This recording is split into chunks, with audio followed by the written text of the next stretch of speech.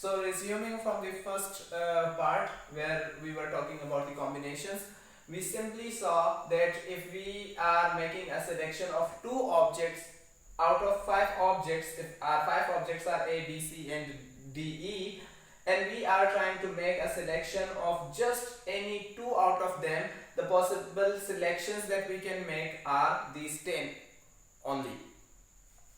Then what comes a different thing when we are talking about permutations, as we already said that the permutations and combinations are simply making selections.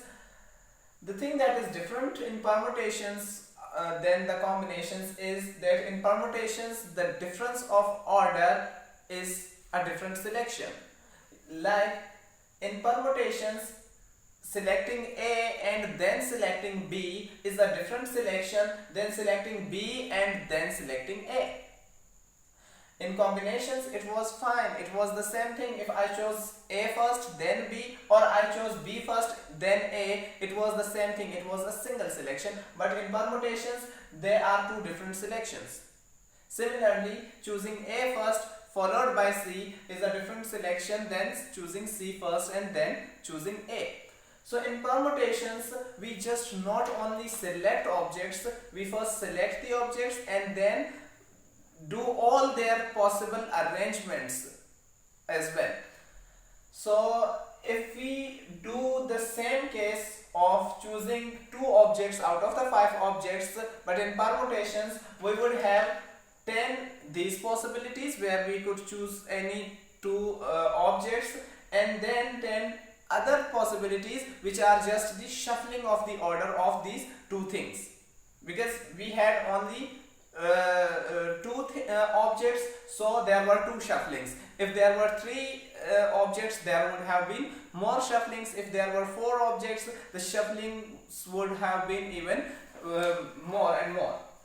So we had 10 these options and 10 options in the reverse order when we shuffled them. So the permutations, when we are doing permutations of 5 of two things out of 5, that would become 20, not 10, or that would become double of the combinations that we did. So from here we can deduce one thing, that is the relation between permutations and combinations. We can say that as here we did that permutations of two things out of 5 is the same as choosing two things out of 5 and then multiplying by the possible shufflings.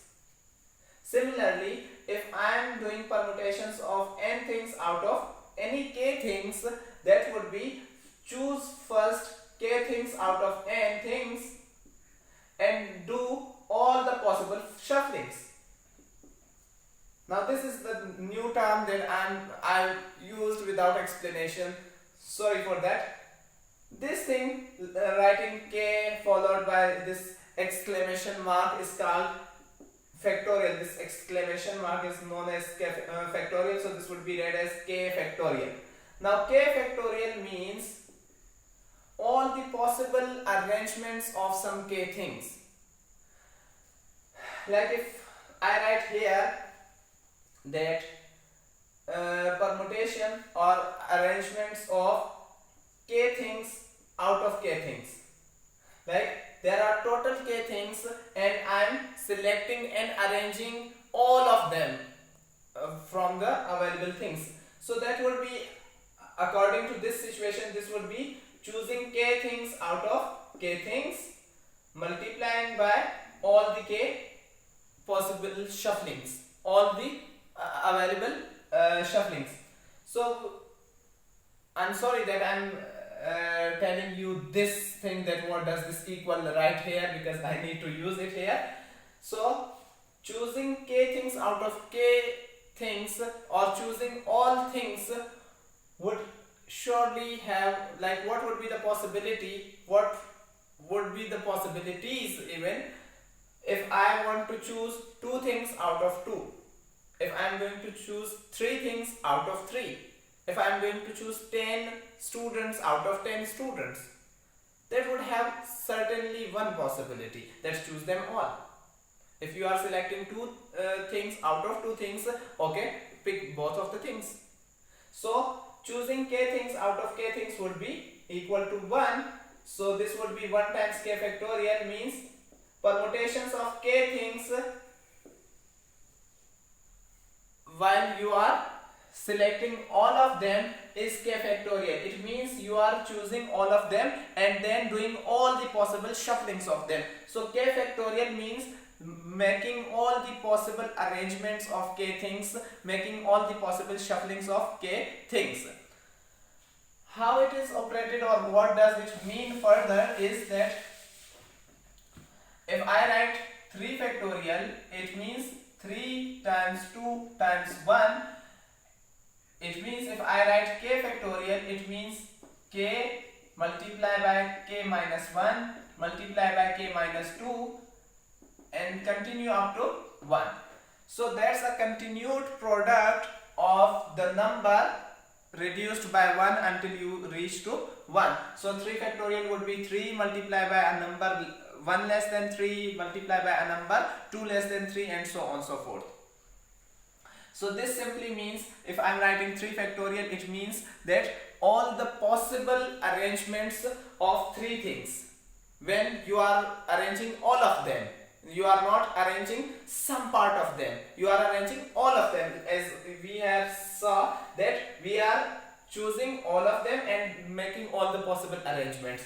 So if I am arranging 3 things and I am arranging all of them at the same place, say for example I have some 3 chairs and I have 3 students for them. I want to make 3 students sit on 3 chairs available with me. The possibility for the first chair to be occupied is that any of these 3 students can occupy that chair. So the possible students to sit on this chair are 3, that any of the 3 students can come and sit on the chair, on the first chair. But once this first chair is occupied, a student sits on it already, then one student gets reduced from the 3 waiting students and I would have 2 students waiting to get seated on the 2 remaining seats. So for the second seat, I would only have 2 possible students, that any one of these 2 can come and occupy the seat. But once I make or I suggest or assign a student to this seat, the only candidate waiting for the third seat would be the third student. So there would be only one student or one option for the third seat to get occupied. As we discussed in the first case of counting principle for a multi-step experiment, this experiment is again the same thing. It has been carried out in 3 steps. For the first step we had 3 options, for the second step we had 2 options, and for the third step we had one option. So the total possible options would be 3 times 2 times 1, that is 6. So we would say that if we are arranging, we are choosing 3 things from 3 things and arranging them in their cells, we can have 6 possibilities of doing that thing together. Now we would do one more thing, that is how to for 3 things we could write it in this way and so on, but how to find the exact number or exact count of combinations for multiple things and exact count of permutations for multiple selections when we are doing. For that we simply use the formula, that is for some C NCK we have the formula that